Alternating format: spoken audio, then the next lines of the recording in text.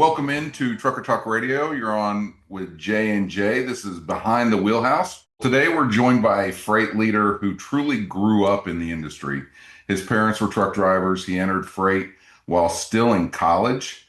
And in 2005, he founded Nationwide Equipment Transportation, a brokerage focused on high value, specialized equipment moves across America, Alaska, Hawaii, Puerto Rico, and Canada. Did I say that right? Yep, yeah, that's one of our biggest strong suits. But appreciate you guys having me on. Yeah, It's this. interesting. I didn't even mention your name. I'm sorry, Steve Vest. Yeah, He's founder and CEO of Nationwide Equipment Transportation. Welcome to Behind the Wheelhouse. yeah, I think you'll find a lot of the truck drivers who follow you guys probably know who I am because my audience on TikTok is mainly truck Yeah, drivers because yeah, I your am. TikTok is very impressive. It Well, What's your is. handle on TikTok so our drivers can go find you?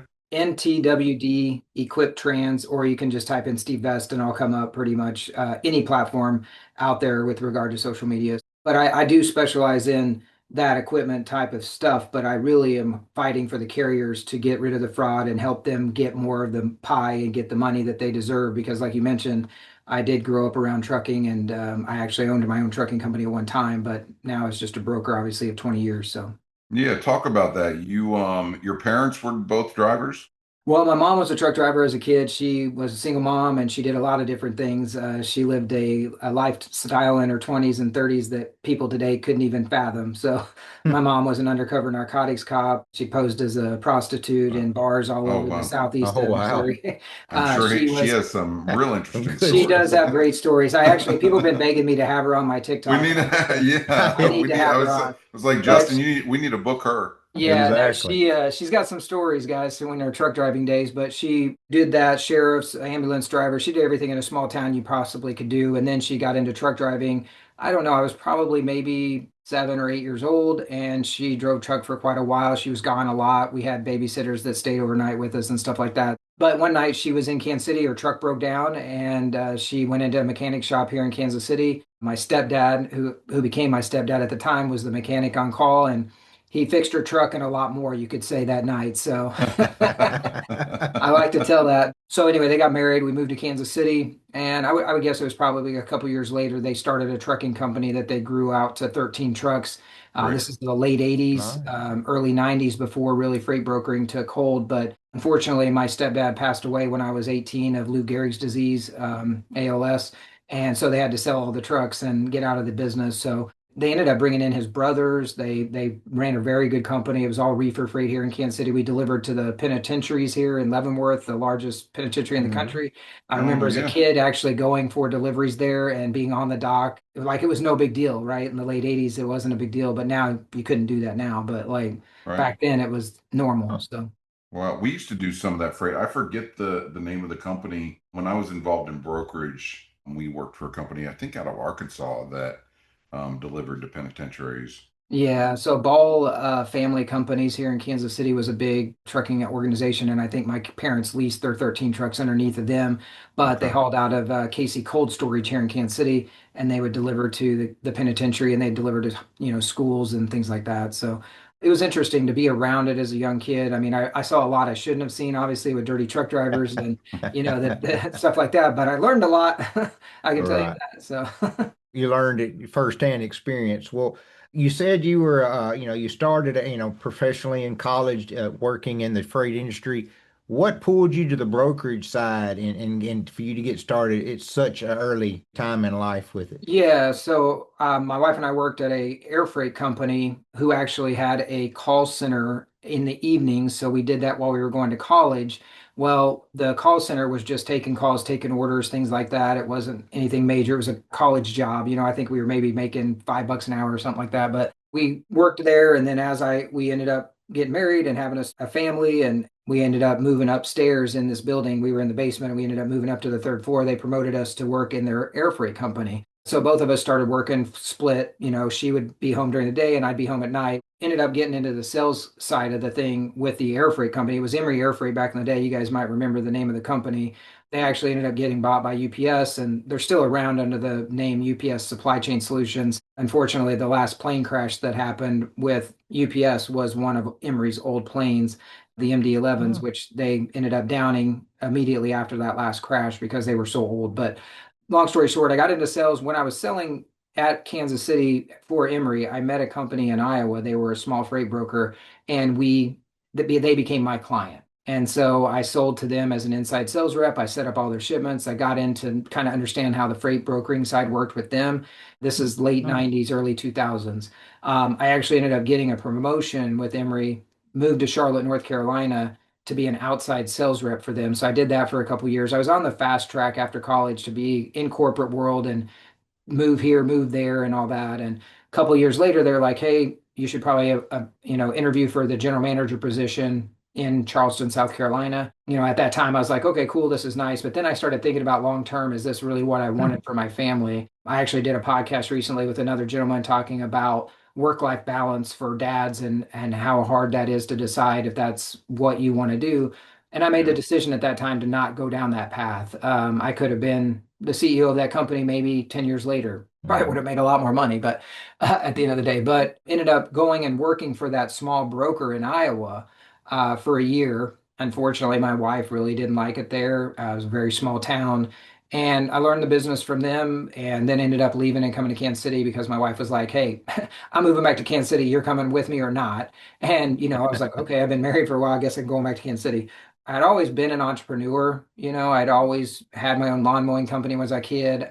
I was always the top salesperson when a thing at school came up, whether it be through the band, doing, you know, Mhm. fundraising or whatever. I was always the number one salesperson. So I always had that in me. And I never really thought about owning a company, but it had kind of popped up in my 20s. And I was like, okay. So at 28, we started a company here in Kansas City, and the rest is history, kind of. So was that an asset-based company? You said you started in trucking first, is that right? Or No, no, we went straight brokering in 2005. In 2018, funny enough, I had a client that we couldn't service really that well. We would always have box trucks that weren't showing up with the proper blankets and straps. They weren't clean, the lift gates, all the stuff, right? He was my brother-in-law, and I was moving his freight, but it wasn't doing it very well. So in 2018, I actually went out and got a box truck and got a driver, and we did that for 2.5 years until the middle of 2020, COVID. My driver totaled the truck, and I just shut the company down at that point because I was too stressed out trying to run both. We did very well though. I wish I would have been able to keep going, but that one accident just made me realize that trucking in that sense is not for me.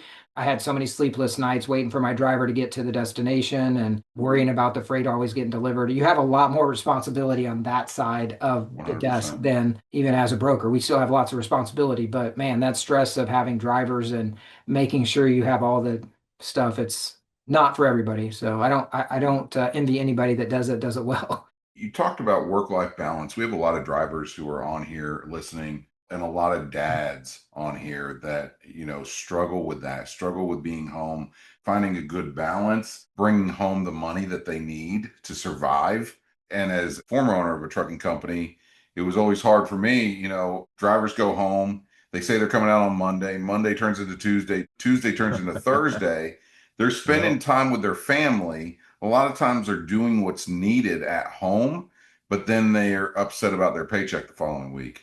Yeah, I can imagine that as a daily struggle for the guys and ladies that are out on the road away from their families. And like I tell my people on my social media all the time, they all want to complain about brokers and that we're taking too much of the pie or this or that. And Mhm. and I always tell people you have a choice in life, right? Being a truck driver is a choice, and you have to be accepting of what comes with that. Now, can you set your company up for being more home more often? Yes, and that's what we did with our box truck. We stayed within a 500-mile radius. And anybody that I coach out there, I tell them, get your lanes, get your 500-mile radius, build your relationships, and you will be a happier person by doing that than chasing freight all over the country. Unless your goal is just to see everything, then that's fine. You can do that for a year or two. But if you really truly want to be home, whether you're a truck driver, you're a broker, if you're in business and they're listening to your show, I tell people all the time, like I made a choice as a dad to be home. I coach my daughters. They're both growing now, and I'm still young enough that I can now scale my company and be a little bit more worker than I was before, right? I still created a very good lifestyle business, taking my kids all over the world. We've had a great life, but I made sure that I made the choice that I was home to raise my kids and make sure that they grew up the way that I wanted them to grow up, not somebody else raising my kids for me. So It's a choice. Everything's a choice in life. You have a choice. Do you want to wake up and be pissed off, or do you want to wake up and smile and say, hey, it's going to be a great day, you know? And I appreciate you saying that. I'm a single father. I absolutely have zero help. And I've had my daughter for 10 or 11 years now. And I had to do the same thing. I had to sacrifice. Luckily, I'm an entrepreneur spirit. I can figure out ways to make income without having to work at a factory. But you're right. You have to have that mindset of what's important, what sacrifices are you willing to make. And I did that, and I know you did as well, where, I didn't go do stuff for myself to make sure we had Mhm. enough money for the business. And I'm in the kind of the same boat now. I mean, it's no secret to us. We're, invested in Ready App, and now my daughter's 17. I'm actually going to start doing some travel for work and stuff. And now I'm able to do that to try to take the next section of life to better myself and my daughter's life. So I agree with you. It's a hard balance. You got to look yourself in the mirror. So I appreciate you bringing that up. I think that's a key point in any aspects of business, trucking, or anything else. Move along into your business structure. So what do you specialize in? Is there certain, I know you've talked about box trucks. Or do you specialize just in box trucks? What do you specialize in? Well, we don't do reefer at all. It's too much of a liability. I True. saw that firsthand with my parents' company. So we don't do reefer at all. We don't have breakdown reefer insurance. So we just stay away from that completely as a company. And now with all our agents coming in, we actually walk away from $1 million books of business that are strictly reefer because we just don't handle that. But our name says Nationwide Equipment, and we specialize in all types of equipment from medical to printing to restaurant to heavy machinery, so flatbeds, RGNs, oversized loads. We've done it all. I've moved 100,000 pound machines. I've handled trains. I've handled a lot of different stuff over my 20 plus years. So we pretty much say we'll handle anything, and that's just our specialty. So we do other stuff as well, just general commodity stuff. But we really like the niched commodity of what we handle, and we become an expert in it. And so we really don't have to go after too much business day to day, but we always still grind. We're still making sales calls. We're still trying to grow the company and 10x the company over the next 3 to 5 years, actually. But, it's not easy in this market for sure. So. Talk about what, the carriers that you deal with. I'm sure as long as you've been in business, you probably are not, just posting blindly for any carrier. Talk about, what erodes the trust fastest between brokers and carriers. Why is there such a, disconnect? I think there's a lot of different reasons, but I think you're seeing right now. In fact, I just saw a LinkedIn post about how important relationships are right now. With the market being up 20%, can you call a carrier and say, hey, I've got this load, I need you to haul for me? And if you don't have those relationships, you don't have that network built, you're going to struggle in a market like this. And there's a lot of brokers out there complaining that they're having to overpay. Well, are they really overpaying, or have they just been taking advantage of the drivers for a really True. long time? That's hard for a broker to come out and say. Yeah, no, Strictly kudos to you. Yeah. but I do it on TikTok all the time, and I've been very transparent. I show what I Mhm. make. I Mhm. know the industry in and out. I've been doing it for a long time. The average is 15% margin, and carriers and drivers need to understand that. Like, yes, sometimes we make 30, 40% because we either one, and I tell people this all the time, we probably more so overcharge the client than we do hold money from the carrier, or we get a carrier that's desperate and will do it for less. Of course, we're not going to want to leave money on the table, but the Right. average is 15%. And on my social, I am very transparent. My book is 18%. I make a little bit more because I'm a specialty broker. I work with customers who trust me with hundreds of thousands of dollars worth of products. And so, where the disconnect or the trust comes into play is that I think carriers think that we're getting away with something that we're really not because they've seen a few headlines from a couple other situations, broker stories, things that have come out. And then there are people online bragging about how much money they're making, and that doesn't help things. But at the end of the day, you can be very successful. You sold a trucking company yourself, make a lot of money in trucking if you do it right, and probably actually have better and more healthy margins than brokers because all we're doing is at scale. And so when you look at the big brokers and they're making billions of dollars, but they're also handling 15,000 shipments a day. And so it's a volume game and it's a 15% game. It's sometimes they're losing money on shipments, sometimes they're making a lot more, but we work on the average. And I even coach trucking companies to work on the average. You're not working on trying to get $4 a mile every single load because if you do that, then you're going to be sitting 90% of the You time. are. Yeah. Don't go That's for the right. home run. We used to always tell our drivers that. Don't go for the home run or the grand slam because there's a reason why it's There's a a home run. reason. Yeah, And And that you're happens in the broker world too. So if you go for the home run every time and you're true. just trying to make sales calls to make $1,000 rip, what people call a rip, and I hate that word. yeah, it's more commonly used in actually financial brokerages. Yeah, And yeah, that and they started treating it like it was the stock market, right? Like yeah, right. I'm going to make a bunch of calls like Wolf of Wall Street, and I'm going to get one client, and Hmm. I'm going to make 1,000 margin on this one load. And if you do that every day, yeah, $5,000 a week is pretty good, but you're not getting long-term relationships. I've got clients I've been working with for almost 20 years, like Right. I've got people that come to me, they know when they call me, their load's going to be taken care Taken of. So care I'm giving them what I like to say is I give you the right truck at the right time at the right price. We're not the cheapest and we don't work with cheap carrier or cheap shippers. There's a lot of cheap shippers out there. We just walk away of. from them. We're also not going to charge you an arm and a leg. So we have a transparent program. We're at 18% or 15% depending on volume. And we have a $500 cap in our system built in. Like that's how much we make at the max. And yeah, there are occasions where we might make more because a carrier does it for less, but our customers know that transparency and that's important. Well, and you bring up, a lot there that I wish truckers understood a little bit more. Like truckers, a lot of times with brokers, they don't understand when you go and you quote a customer on 40, 50 lanes, there's going to be a few lanes that you're not going to really make anything on because they're the hate to say it, the best way to put it's a shitty lane. I mean, there's just no way around it. But you got to get those to get the better ones. And a lot of times, drivers, when I used to broker as well, they just think you're supposed to make, it's this big, big profit on every load. But sometimes you got to make a few more percent on this A load to be able to cover the D load's cost. And I appreciate you being transparent with your books because I think that's what the industry needs. And then you said something else that I thought was important that I wished truck drivers understood more. People call you because they know it's going to get taken care of. It's going to be done right. If there is a problem, you're going to jump right on the phone. You're going to be on top of it. That should be no different for every truck driver.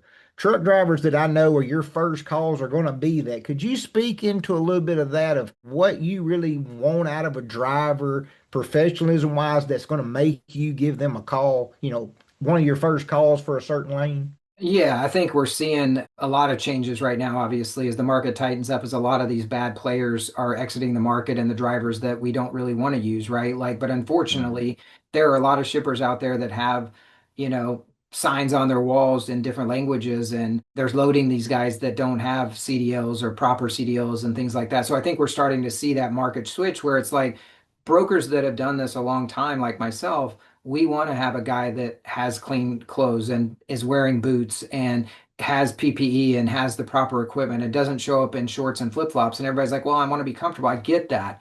But at the end of the day, you're representing your business and your company. And if you like some of Absolutely. the guys I watch on social media that are doing the best, they have collared shirts with their logo on it. It only costs you $20 to get one of those. It's a very low Right. cost for you to be able to look professional.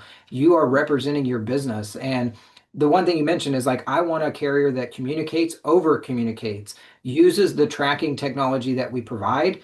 And we're a broker that doesn't call if you use it. So if you're on MacroPoint for us and you check in and you check out and Right. you use the technology, we never have to call you because our system just automatically updates and our customers get alerts and you get alerts. It's perfect. But Perfect. if we're trying to chase you down and you don't do what we tell you to do on the rate confirmation, then you're probably going to get a note in the system to be wary for future loads.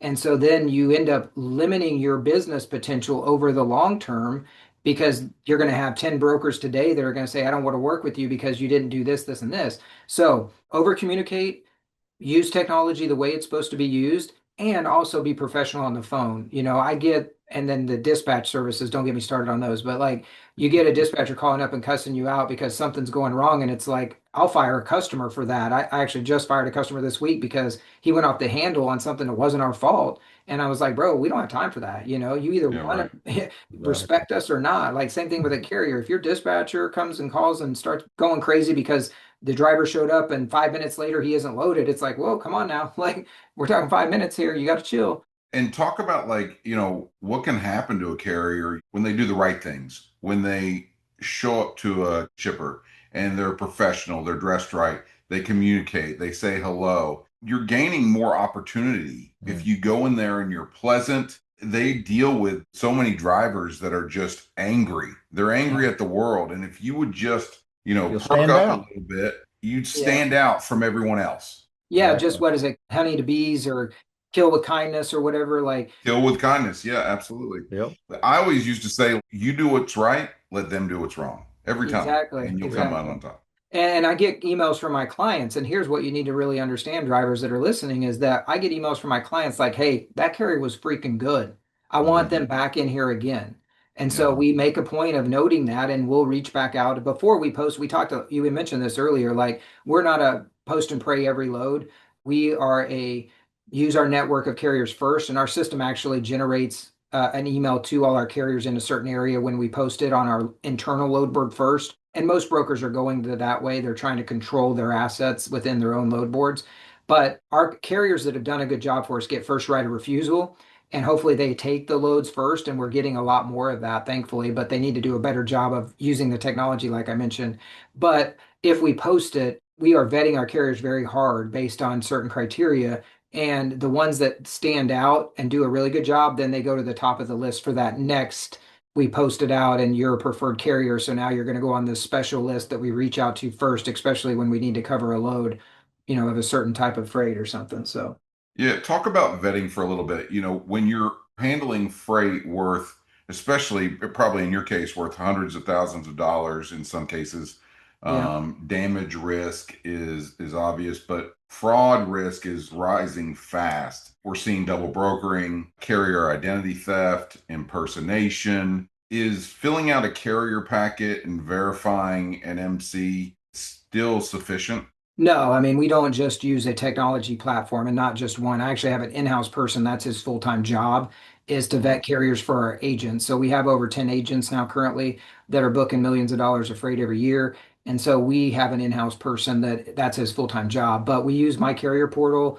Some people use RMIS or Highway, and that has become a very big point in our industry is speed really is why we use those platforms to quickly identify the bad players and then get rid of them so that we can get to the good carriers. And so we mentioned lanes earlier. AI is coming for lanes. We don't handle lanes. We mainly work in the spot market with specialty freight. So I think we'll still have a job. But I think that's why we're seeing some of these bigger brokers struggle is because shippers are starting to use the technology themselves, booking loads with AI through direct carrier relationships. And then going back to what brokers were really intended for, which is the overflow or those bad lanes or things like that, to where we can go out and find the trucks for the shippers, right? So shippers are starting to adjust and they're starting to use the technology, vetting platforms, AI. So carriers need to be aware of that and realize that a lot of these guys want to put their head in the sand and say, oh, it's AI. I'm just going to hang up every time they call. Well, you might just miss out on a $5 a mile load because this person's using AI to help get you more of the money. Right. So brokers want to use AI so that we can get more loads and we can lower the cost of booking loads for ourselves so that we can therefore give more money back to the carriers, at least the good brokers. There are going to be some brokers that are just going to try to make more money using AI. But I think ultimately what most brokers are trying to use AI for is to not have to hire more employees, but be able to handle more freight. Get rid of the co-brokering, get rid of the double brokering, get rid of the bad players in the industry. And you're starting to see some of our efforts over the last 5 years, because I've been on the forefront of this about getting rid of these people out of the industry. And we're starting to see some of our fruits of our labor finally, but it has been a struggle. I can tell you there's a lot of people in the industry that are just burnt out. We're tired of fighting this battle that the government doesn't seem to want to do a whole lot about until at least recently. And so this last year has been amazing. There's been more done in the last 12 months than have been done in the last 4 to 8 years before. And so I think we finally got the eyes where they need to be, and maybe we'll get some real traction. But if people would reach out to their Congress people and help push the agendas through, there's tons of bills out there right now that they've been on the books for years that if they would just Mhm. institute those bills, we would all be in a lot better place tomorrow. But we've got to push the people in the right direction. So, Well, you make a good point, and TikTok, I think, is one of the major reasons why we are getting this push. If and I've said this on multiple shows, the worst thing that happened was the best thing that happened, and that was the wreck in Florida mhm. where the driver had no reaction doing a U-turn.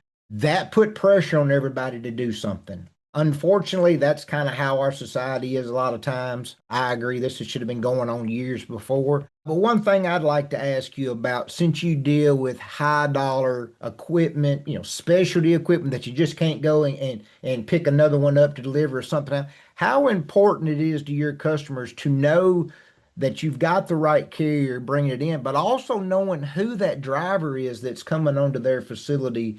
For the simple fact is some of these carriers, I've always said, crooks are always smart. They can figure out how to get past that next blockade. But drivers, if the carriers is iffy enough that you'll say yes, you still have no clue about the driver itself. How important is that for specialized equipment that's, a lot of money, or, lives might be at stake if that piece of equipment doesn't get delivered to be on time? Speak into that a little bit. Yeah, so just going back to the vetting side of things and the way our transportation management system that we built works is a lot of brokers out there are putting their name as the carrier name, which should be not allowed. That's a legal document. It should have the actual carrier name on it. So if your people listening go to a shipper and you see that your carrier name is not listed, that's number one thing that you can do to help is to make sure that your carrier name is on that bill of lading because really you're the legal party handling that freight and hauling that load. Two is that we send out to our customers automatically. It's a CYA for us. Whenever a carrier signs a rate confirmation, our customer gets an email with a bill of lading. The carrier's name is on the bill of lading, and they get the carrier's MC, DOT number, and they get the driver's name and cell phone number. They also get a little disclaimer at the bottom that says when they show up, you need to check the, truck. You need to check the driver's license of the driver to make sure it's valid and legal because shippers ultimately are responsible for this stuff as well because if they load a truck and those accidents happen, those lawyers are coming after them as well. So the Mhm. shippers have to do their part. And so one of the things I advocate for a lot is to educate your shippers. There's so many people out there that don't understand the risk that the shipper has in this whole equation as well. And so we just do a really good job of talking to our shippers. Our system helps that process with those automatic emails. And when they get there, they check it in. A lot of our customers will actually we say send us pictures, but some of them do, some of them don't. But take pictures of the truck, the driver's license, make sure it's not a taped on sign. Make sure that the license plate is an actual real license plate. Look at all those things, take pictures and document everything. And then if you see any red flags, call us, right? So luckily we don't have very many of those red flags, but if a lot of the bigger brokers would just institute the fact of putting their carrier name on and sending the carrier information to the shippers, I think we would cut down on this fraud by like 50% at least, but they just won't do it for whatever reason. Well, hopefully, what we're doing, Justin, it's no secret. Justin and I are at Ready App, and I'm head of their design, and that's what we've been really focusing on is independent driver verification. I don't want to get too much into Ready App, but it's not just carrier vetting. We're going to be allowing brokers to verify actual driver identity tied to a shipment. They're going to Yes. have a driver passport, so it's going to make it very easy on the broker.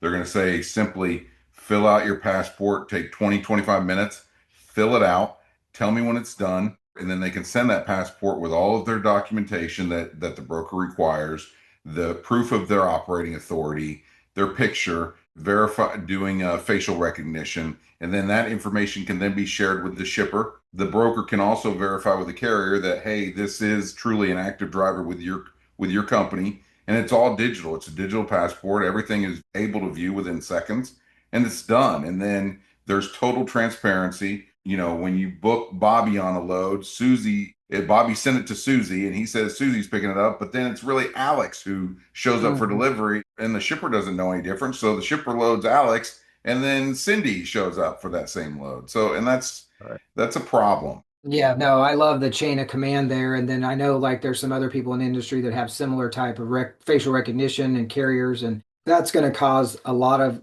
this to go away. I think it's going to be a great thing for everybody to have is that digital footprint. I've been trying to build that into our TMS as well. Of like we want to have a digital footprint to be able to identify who the players are and be able Mhm. to identify who the drivers are. So we use my carrier portal to VIN verify the truck so we can get a snapshot of where that truck's at, what the VIN number is, make sure that VIN number is on the COI, and then also the driver, it's his cell phone number that's done through. Yeah, and that's the problem. It's kind of like if you think of like an airline, you have United Airlines, you have who's the carrier, the Hmm. passengers are the cargo, they're being vetted, United Airlines is being vetted, and then you're trusting United, but there's no official verification that the pilots are who they say they are. Yeah. And, carriers have different safety protocols in place. There's really no standard. So you're trusting that United is a great carrier and that they put the right driver in the seat. But, if another pilot comes in, gets in that seat first, you don't know who the pilot is. So, Yeah. we want to give visibility to that. I think it'd be a great thing for carriers to be able to say, hey, I have this and this is what's available for you to use. Yeah. And that would be a good sell point for them to brokers to say, hey, I want to work with you and this is what kind of digital footprint I'm willing to give to you. And so many carriers are out there like, oh, I shouldn't have to do this, I shouldn't have to do that. Well, if you do it, you set yourself apart again, like we talked I about love. earlier, set Mhm. yourself apart from your competitors and say, I only hire US citizens. I don't hire non-domiciled CDLs. My drivers all speak English. They all do this, they all do that. Then you are a product that you can sell and you're not just a commodity. And so as a business owner, that's what you have to think about is how am I going to sell my services as an owner operator to set myself apart from the next guy. It's not just I'm calling about a load today, let's agree on a rate and let's get it moving, but it's really about creating that relationship with the broker or the shipper to say, this is what I represent. And they're going to call you back over and over and over again if you can show that kind of face every single time. So that's a great selling point for you guys for sure. Speaking to the future, I know you said earlier you've got plans. What are your outlook, your plans for? As you had spoken a minute ago, AI is going to take over a lot, but you're a little bit more specialized. What do you see the next couple of years? What are your plans? You say you have teenagers. Are you wanting to grow larger? What kind of plans do you have going forward? Yeah, I mean, we're trying to 10x the company over the next 3 to 5 years. So we're trying to get to a level where I could have an exit strategy and have the Mhm. technology behind it that someone would want to come offer me a large chunk of change so I can walk away. But That's the goal. I've been That's doing the I've been doing goal. it long enough that I'm almost as don't have as much hair as both of you guys. So It's and you something. can Started tell a losing my guy. hair at It's 21. somebody in trucking. That's right. Yeah, exactly. I was gonna say you can tell someone's been in trucking a long time, but they don't have any hair. So hey, us That's three right. guys right here, the shine is happening for real. Yep. So are you strictly non-asset based for Now agents we that are are, looking yeah. for So we actually opportunities? have created a partnership with carriers that want to get direct shippers, but they keep being told no because you don't have enough assets to handle all our freight. And so that's where we got in trouble a lot because those guys would then start double brokering the loads to somebody. The broker would bill them, they would bill the customer, and there was, some stuff going on. And that's how we got into this trouble, really. So what we did is we created a partnership with carriers where we said, hey, if you want to partner with us and you bring the shipper to the table, then you can put that in our TMS for free and you can work with your shipper in a tech platform in a secure location in our TMS for free. But we handle the overflow and we bill that to your customer. And then the great part about it is the carrier gets a commission like a salesperson. So now our Nice. carriers are now getting a commission for the freight that their customers are booking with us. So if they're a flatbed hotshot guy, for example, and they got a box truck or a 53-foot van, or they've got a load going to Alaska, Hawaii, or Puerto Rico, we can book that for the client. We bill the client, but then that guy gets a commission. And so then they can grow their company with that revenue that they're getting through us.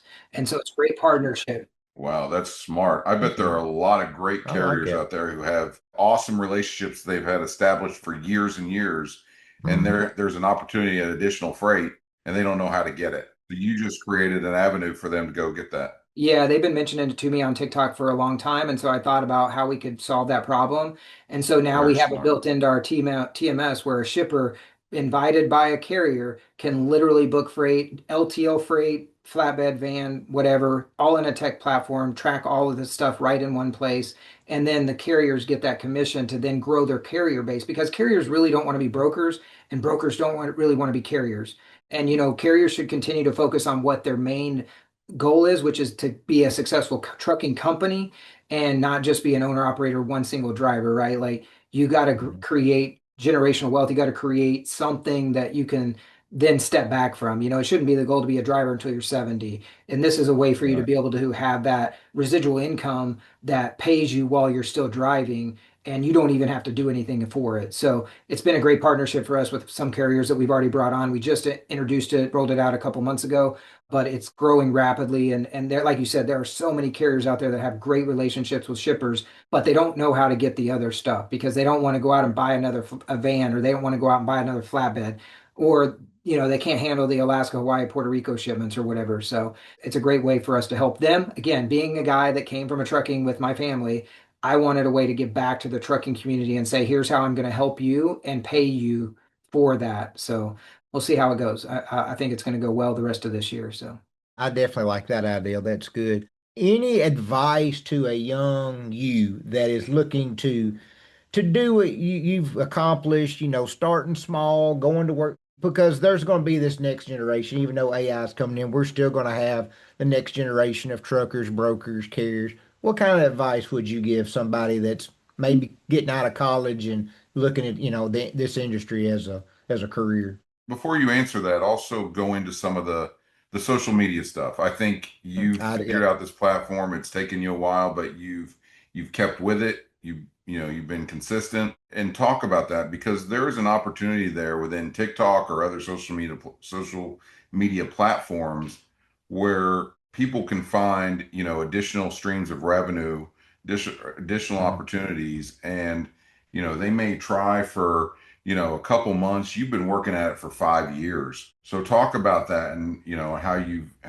been able to grow that. I think it goes both hand in hand with both your guys' questions. Great questions, by the way. But like, here's the deal. Anybody that's just starting out in this industry, whether you're a carrier, a dispatcher, a broker, whatever, this is not a get quick rich scheme. Okay. This industry is not a get quick rich scheme. The people that are the most successful in this industry, they have done it for a long time. So if you're entering in your 20s or 30s, I've got people coming to me entering in their 40s. You're still a young person in your 40s. People think, oh, life's over, but really, you still got another 40 years really of living and being productive if you really wanted to. So you got to understand this game is the long game and you have to gamify it a little bit because it will chew you up and spit you out. I mean, people usually don't last more than 5 years. If you do, like us three here on this panel, it's because you're a little bit crazy and you're hard-headed and you also figured out a way to make it not a job but a career and really love what you do because this industry you have to love what you do or you will not stick around, and it's also you can't get greedy, right? So the reason we're in the situation we're in with the fraud is because of greed. Okay, because anytime you get greedy in this industry and you try to take advantage of situation, it will burn you, it will put you out of business, and that doesn't matter if you're a carrier or a broker. It's really about building relationships, though, isn't it? It's Yeah. about building relationships now, and you got to do the work, right? So Yeah. many people say, I used to have family members be like, "I want to do what you do," Hmm. and they come sit down in my basement where I was working at the time, and I was on the phone nonstop, nonstop. That's the way I was trained. I started at a large brokerage, Yeah. and I had came to the office for the first day and saw two phones on my desk, and I'm like, "What am I supposed to do with these?" You got to make calls. You got to make calls. You got to send texts. And if they don't answer the first 3 days, you need to try them the fourth day and the fifth day. Yeah. And if they tell you not to call back, you got to call back. Yeah, it goes back to that Absolutely. consistency and persistency, which goes into the next question, which was the social media part.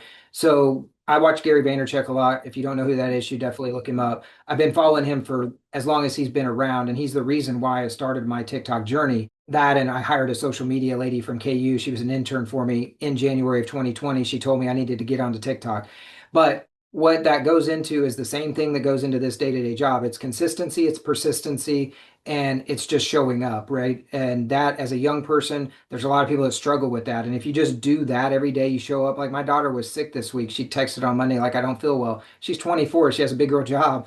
And she still texts us and says, I don't feel well. And we're like, hey, sorry to hear that. Let us know if there's anything we can do for you. But she still went to work, right? She wasn't so sick she couldn't go to work. So I've raised kids to be very self-sufficient and they go to work and they do the job and they show up every single day, even if they don't want to. That was in school. They didn't get to call out all the time because it just didn't feel like going. It was like, no, you're fine, go to school, like so being that kind of person in this industry will go a long way, just showing up every day. If you're not available to your customers, they're going to go find somebody else. And again, the same thing in social media. You need to build right now a personal brand that you can take with you. So now I've got a personal brand. I've got thousands of people that watch me every day on TikTok, and I could actually then go and do something else and still probably have that following that would take me to somewhere else. People are surprised every day to hear that I get customers from TikTok. I get a lot of carriers from TikTok. I get a lot of agents, people that want to come work for us. So you mentioned earlier, am I growing the company? Heck yeah, I'm getting 2 to 3 new agents with $1 million books of business every single day